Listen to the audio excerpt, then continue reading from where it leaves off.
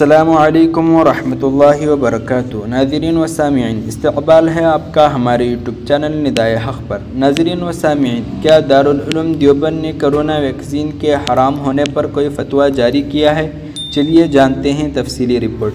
Corona virus کی وجہ سے جہاں پوری دنیا پریشانی میں مبتلا ہے، وہیں کرونا ویکسین بازار میں آنے سے قبل ہی تنازعات میں گھرنے لگی ہے۔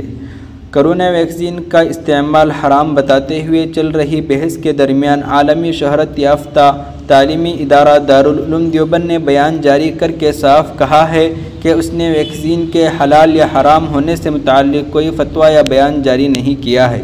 دارالعلوم دیوبند کے محتمم مفتی ابوالقاسم صاحب نعمانی دامت برکاتہم نے آج جاری اپنے بیان میں کہا ہے کہ کرونا وائرس کے خاتمے کے لیے جس ویکسین کی ایجاد اور استعمال کی خبریں بیرونی ملک سے آ رہی ہیں، وہ ویکسین ابھی ہمارے ملک میں عام طور پر مہیا بھی نہیں ہے۔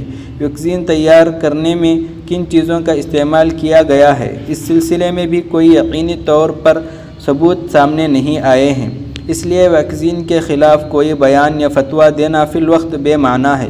مفتی ابوالقاسم صاحب نعمانی دامت برکاتہم نے جاری اپنے بیان میں کہا ہے کہ سوشل میڈیا پر دارالعلوم دیوبند کے نام سے ایک فتویٰ وائرل ہو رہا ہے، جس میں کرونا ویکسین کا استعمال کرنا حرام بتایا گیا ہے۔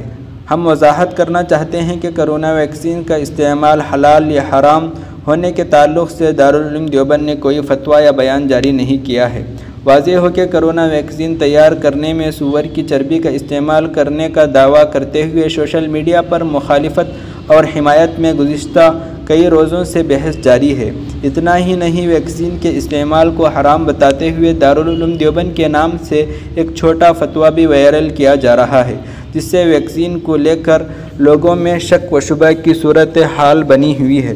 دوسری جانب معروف عالم دین اور ماہنامہ ترجمہ دیوبند کے مدیر اعلیٰ مولانا ندیم الواجدی نے کہا ہے کہ ویکسین جو مختلف ممالک میں تیار کی جا رہی ہے، اس کا فارمولہ ابھی تک سامنے نہیں آیا ہے۔ جب تک یقین کے ساتھ یہ بات واضح نہیں ہو جاتی کہ اس میں کس چیز کا استعمال کیا گیا ہے، اس وقت تک ویکسین کے استعمال کے جواز یا عدم جواز کا فتویٰ دینا صحیح نہیں ہوگا۔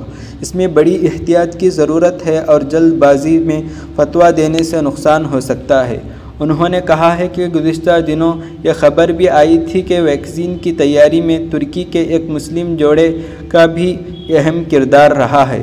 ہمیں یہ امید کرنی چاہیے کہ کوئی بھی مسلمان سور کی چربی پر مشتمل ویکسین کی تیاری میں حصہ نہیں لے سکتا۔ مولانا نے کہا ہے کہ میں سمجھتا ہوں کہ ویکسین کے سلسلے میں جو خبریں آ رہی ہیں وہ سوشل میڈیا کے ذریعے آ رہی ہیں۔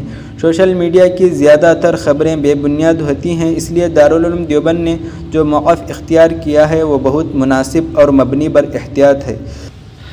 ناظرین و سامعین، دارالعلوم دیوبند کے اس موقف پر آپ کی کیا رائے ہے؟ کمنٹس باکس میں بتائیں۔ آج کے لیے اتنا ہی کافی ہے۔ اسی طرح آپ اہم خبریں جاننے کے لیے ہمارے چینل ندائے حق سے جڑے رہیں۔ السلام علیکم ورحمۃ اللہ وبرکاتہ۔